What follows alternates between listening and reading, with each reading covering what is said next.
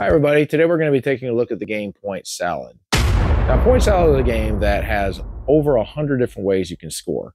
And the way you're going to be doing this is you're going to be choosing between a way to score and between the vegetables that are on the table that will allow you to score those points. So let's check it out. So in Point Salad, you're going to have 6 different vegetables you're going to be able to use. You got cabbage, tomato, carrot, onion, pepper, and lettuce. Now, depending on how many players are in the game, you're going to count out a certain amount of these cards, and you're going to go ahead and make it into a deck. Now, on the back of each of these cards, there's going to be a scoring system on here.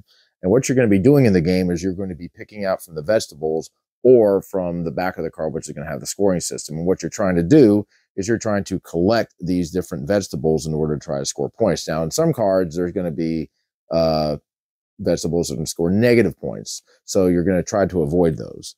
But there are several different types of scoring combinations in these cards. As a matter of fact, there's over 100 of them.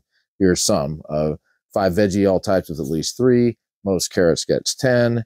Fewest tomatoes gets 7. There's just so many of them over here. And this is, as you can see, there's many different combinations. So ultimately what you're going to be trying to do is you're going to be trying to get the best combination of the point cards along with trying to get the vegetables that you need to score the most points. So now in the game, you're going to have it set up like this.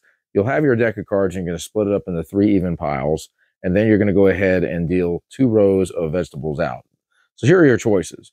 You can either choose 2 of the vegetables here from this setup, or you can choose one of these cards for a scoring condition card, or alternatively, you can pick up one of these score cards and flip it over.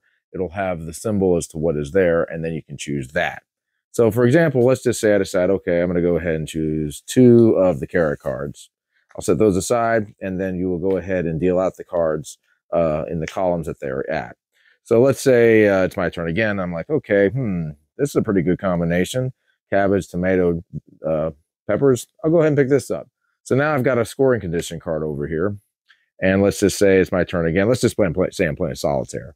The next turn, I'm going to go ahead and pick up the cabbage and this. And then I'll flip these 2 over. And then on my next turn, I will go ahead and pick up the pepper. So now I've gone ahead and scored the 8 points here. Now I can get another pepper, cabbage, and tomato and score 8 points again if I wanted to. So let's just say I'm going again. Here's a card that says 2 points for each tomato. So I'm like, okay, well, I'm trying to collect tomatoes, so maybe I can go ahead and use this card to try to score some more points. So I'll set that aside. My next turn, let's just say I grab 2 of the tomatoes like so. So now I've gone ahead and started scoring again. And let's just take a look again. And right now we've got another combination here. I'm already collecting these 2. So let's just say I collect this as my point card. And now I'm going to be collecting peppers and cabbages. And so let's just say at some point I end up getting the peppers and cabbages. Now remember, at any time on my turn, I can take one of these cards and flip it over to get a vegetable that I can use. But essentially, this is what everybody is going to be doing. You're going to be collecting these point cards, these different vegetable cards over here. And at the very end, what you're going to do is you're going to total up all of the points that you have gotten from your point cards and from your vegetable cards. And the person that ends up with the highest amount of points is going to win the game. Well, Point Salad is one of those games that's very simple to learn. It's a very simple concept, but the concept has endless possibilities.